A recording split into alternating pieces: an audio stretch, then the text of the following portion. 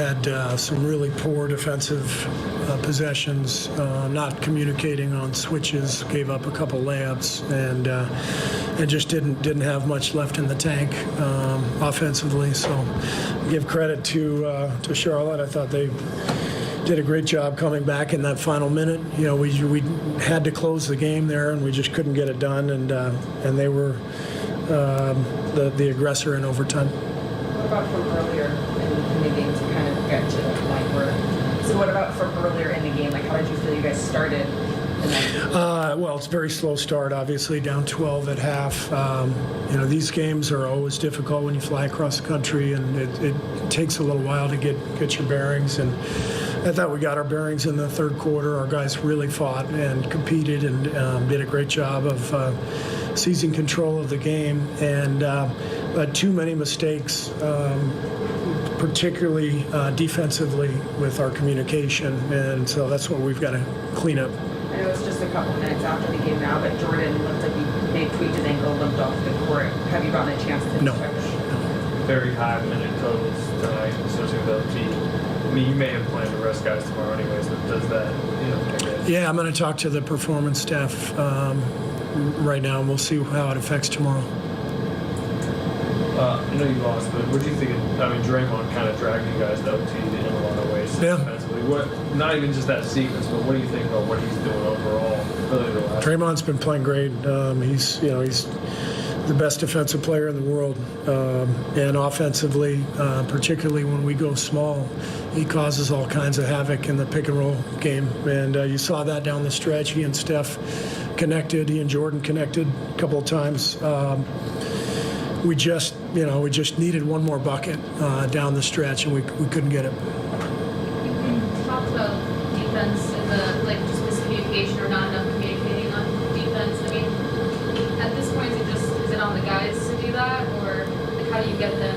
It's on us. It's on us as a staff. It's on the players. It's on our group. This is our team. So we've got to work on it in practice, and we've got to trust each other in games. Steph was, 4-8 at halftime, a much more active second half. What was different about him that you saw? Well, we played a small lineup for much of the second half. They were doing a great job of clogging the paint for the first half and the first few minutes of the third quarter. So we went to a smaller lineup and spread them out, and that gave Steph some more room to operate. Very slim silver lining here. What did you like about those Ty Jerome minutes tonight? Ty was great. What I like about Ty is, we talk about .5 basketball all the time. The ball has to move. It can't be catch and hold. And, penetrate, kick it and swing it, and you're going to have wide open shots. And he got us open shots immediately when he went out there. And the game started to flow. And then, of course, he knocked down a few shots himself, too. So he gave us good minutes. You talked about the sluggish start to the game. It seemed like in the third, even Steph was more active, flexing. He got on layup and did some gesture. I mean, do you feel like he might have done that just to try to get the other guys energized or anything, or is that just it seemed like there was a light switch difference? Yeah, the third quarter we definitely found something motivationally. Finally got some traction in the game, and Steph and Draymond really led the charge. Jordan picked it up, and there was emotion there because we were finally playing our game. In the final minute, Wigs. All right, that was Steve Kerr. He said he'll talk to the performance staff tonight on the plan for tomorrow against Detroit. Of course, the starters played heavy minutes. Wiggins 41, Curry 39, and Poole 37. We'll have more reaction coming up, plus a Draymond Green breakdown coming up on Warriors Postgame Live. He really turned it up defensively with a couple steals, tough finishes. He didn't get an and one when he landed on his elbow. We'll get to the injury in just a second, but 24 points, 10 to 20 from the floor. And really his second quarter spurt got the Warriors back in this game in the first half. Yeah, I thought Jordan, he played well, but I thought the most important thing he brought was a level of energy. He was going 100 miles an hour out there, and that forced some of his teammates to come along with him.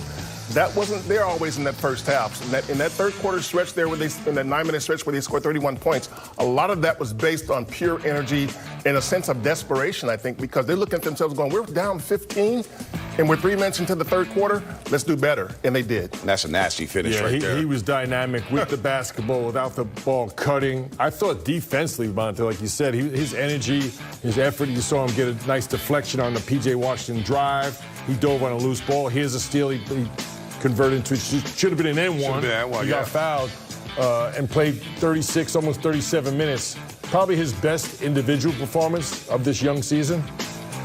When you look at overall, both ends of the court, I agree.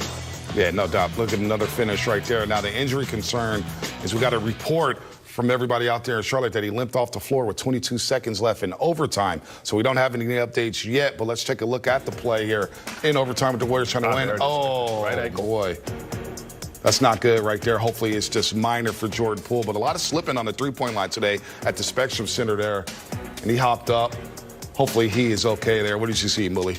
Looked like he twisted on the floor, which is better than stepping on someone's foot. Look, it was that split action trying to set the screen and tweaked it on the floor, which to me is much better than coming down on someone's foot. Yeah, it wasn't where he jumped down and landed on a foot, but it's an ankle, and which can mean it could be a couple of days or it could be a couple of weeks. You hope, obviously, it's a couple of days. I will say this, Jordan Poole is a pretty tough dude. Yeah, no doubt. He's going to try to get back out there. Yes. Hopefully, he played his college ball at Michigan, of course, up in Ann Arbor, which is about 45 minutes away from Detroit. So hopefully he is okay and he can go tomorrow, if not later on this road trip. As we take a look at the scoreboard, where the Warriors dropped their first game on this 5-game road trip out in Charlotte. They've had some wacky games in Charlotte over the last few years.